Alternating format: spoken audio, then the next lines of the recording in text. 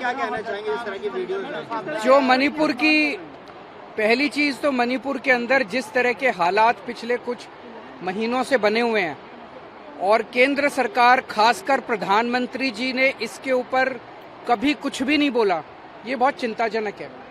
कोई कार्रवाई नहीं की गई इस बारे में। और कोई दूसरी चीज, जो कल वीडियो पूरा वायरल हुआ जिसमें दो बहनों को जिस तरह से निर्वस्त्र करके उनको परेड किया गया और उनके साथ सामूहिक तौर पे गलत काम किए गए, उससे पूरा देश की आत्मा झकझोर दी है उन वीडियोस ने। पता चला कि वो वीडियो अभी के नहीं है, 2.5 महीने पहले के हैं और 2.5 महीने के अंदर वहां की सरकार ने इस बारे में कुछ भी नहीं किया। ये बेहद शर्मनाक है, ये क्रिमिनल है, ये आपराधिक मामला बनता है। मैं बेहद दुख के साथ मुझे कहना पड़ रहा है कि इसके लिए मणिपुर सरकार और केंद्र सरकार दोनों जिम्मेदार हैं। अक्सर देखने में आया है कि इस तरह के जब भी कभी देश में वाकया होते हैं तो प्रधानमंत्री जी चुप्पी साध लेते हैं। ये एक कमजोर लीडर की निशानी है।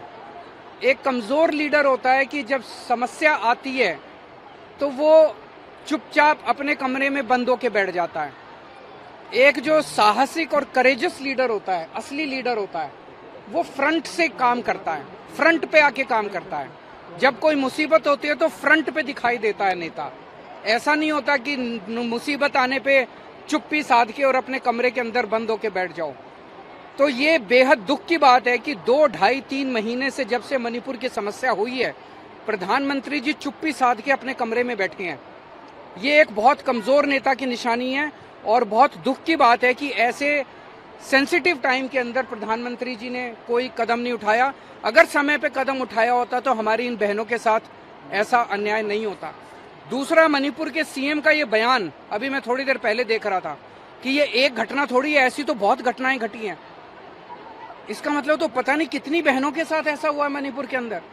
और अगर बहुत सारी ऐसी घटनाएं घटी हैं तो उन्होंने क्या किया इस बारे में? उन्होंने क्यों नहीं पकड़ के लोगों को, जो दोषियों को जेल में डाला? वो कर क्या रहे थे अभी तक? अब जब 2.5 महीने के बाद वो वीडियो सामने आया, अब कह रहे हैं, आज बता रहे हैं एक आदमी पकड़ा गया। उस वीडियो के अंदर पता नहीं कितने लोग हैं।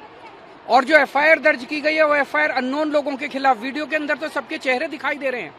तो ये सरकार की बिल्कुल क्रिमिनल, जो भी कह लीजिए, कॉन्स्पिरेसी, नेग्लिजेंस, उसके अंदर कल्यूजन, जो भी कह लीजिए, लेकिन पूरे देश की आत्मा को इस इंसिडेंट ने झकझोर के इस्तीफे की मांग की जा रही है वहाँ के सीएम की। क्या आप भी मांग करेंगे उनको इस्तीफा देना चाहिए? क्योंकि पहले भी वो पेशकश कर चुके थे, उनका सीएम जो इस्तीफा था उखाड़। मेरा सबसे पहला है कि मणिपुर के अंदर शांति बहाल की जाए, जैसे भी की जाए, जिस भी तरीके से शांति बहाल की जाए। ये एक ऐसा सेंसिटिव मामला है जिसमें मैं कोई राजनीति नहीं करना चाहूंगा, लेकिन कुछ भी करके प्रधानमंत्री जी को सामने आना पड़ेगा। कमरे के अंदर चिटकनी मार के बैठने से प्रधानमंत्री, देश का प्रधानमंत्री, अगर देश के अंदर समस्या चल रही है और अंदर कमरे के अंदर चिटकनी मार के बैठ जाएगा तो फिर देश कहाँ जाएगा? कौन संभालेगा देश को? प्रधानमंत्री जी को सामने आके और इसकी जिम्मेदारी लेनी पड़ेगी और कुछ ना कुछ कठोर और इफेक्टिव कदम उठाने पड़ेंगे। पत्रकारिता कोई इमोशन नहीं है, ना अपना कोई ज्ञान देना है और ना कोई विचार थोपना है। पत्रकारिता क्या है? पत्रकारिता का मतलब है सही जानकारी इकट्ठा करना और तथ्य बताना। पत्रकारिता आज जितने महत्वपूर्ण दौर में है, शायद पहले नहीं थी। इस दौर से निकलने के लिए सिर्फ सच दिखाने की जरूरत है, वो सच जो आपके हित को आगे रखे। इसलिए अब रात 9 बजे प्राइम टाइम नहीं होगा, ये आपका टाइम है।